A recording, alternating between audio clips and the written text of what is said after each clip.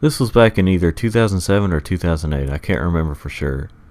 It was my birthday, or at least that's what me, my family, and two of my friends were celebrating. Since it was the weekend, my friends were able to stay over that night. My brother and I shared a room together and we had bunk beds, so he was in the room with us. Luckily though, he was friends with them too, so it was all good, not awkward or anything. That night, we were trying to sleep, but of course we stayed up to talk about different things. I don't remember for sure what we were talking about, but I mean at the time I was like 13 or 14, so it was probably some stupid teenage stuff. However, one part I do remember was when I looked into my closet, which was open, it looked like someone was in there. It was a little creepy, but I figured it was just some clothing and other stuff set in there just right to look like something else in the dark. I even joked around about it with my friend who was on the floor in his sleeping bag trying to reposition himself, talking about the guy in the closet. Eventually, we all finally went to sleep. Sometime during the night, I had to get up to go pee. So I walked quietly to be sure I didn't wake anyone up, as you do whenever people are sleeping. As I was walking, it sounded like there was some footsteps behind me. I looked back to see who it was, but there was no one in sight. So I figured it was just one of my parents getting up to do the same thing, considering they have a bathroom in their room. I walked into the bathroom and did my business. As I was washing my hands, I heard the doorknob rattle, followed by a light knock on the door. "I'm almost done, hold on," I said. Whoever it was didn't respond. I quietly opened the door, and then my heart dropped. I was expecting one of my friends or siblings to be at the door, but instead it was some tall person dressed in all black, wearing a hood over his head, or at least I thought that's what it was until I saw what it was holding. It was a head that looked like it had been recently torn off because it was dripping with blood. Before I could make any kind of movement, the man told me, "I need your help with this." And that's when I realized it was his own head that he was holding. I tried to run, but then he shoved me against the wall. Then I tried calling for help, but no one seemed to be hearing any of this.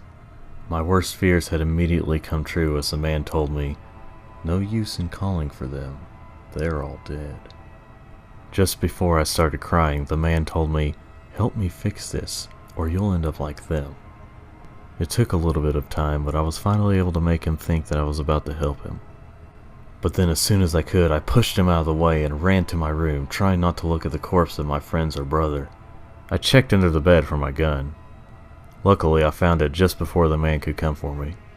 I loaded it up just in time, because the man came running into my room, so I shot him in the chest and head, hoping that would do the job. But then he got back up, slowly, and telling me, "Nice job, you almost had me there." Then, as he stood up straight, he said, "Now it's my turn." I stood there in shock, so I couldn't move. I was helpless. Then he came at me.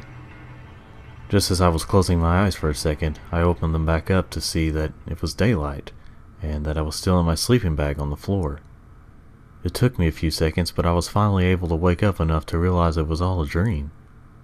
It was one of those dreams that felt so real I was still shaken up by it. Luckily, I seemed to be alone because it looked like everyone else had woken up and left the room. One of my friends had came in the room and said, "Finally, you were asleep for a while. Hey, let's play some video games." I told him about my crazy dream, but then he just laughed about it. Just as we were walking down the hall, I noticed that he had a scar on his neck. I asked him, "How long have you had that scar on your neck, man?" He looked at me and said, "What scar?" and then just walked into the living room. Then I looked at the way into my bathroom, and my heart just stopped. There were red stains on the floor, and then I looked up and saw that everyone was moving kind of weird. I would finish the rest of the story as I'm writing this, but they said I have to go back to my room, so they gotta put the jacket back on.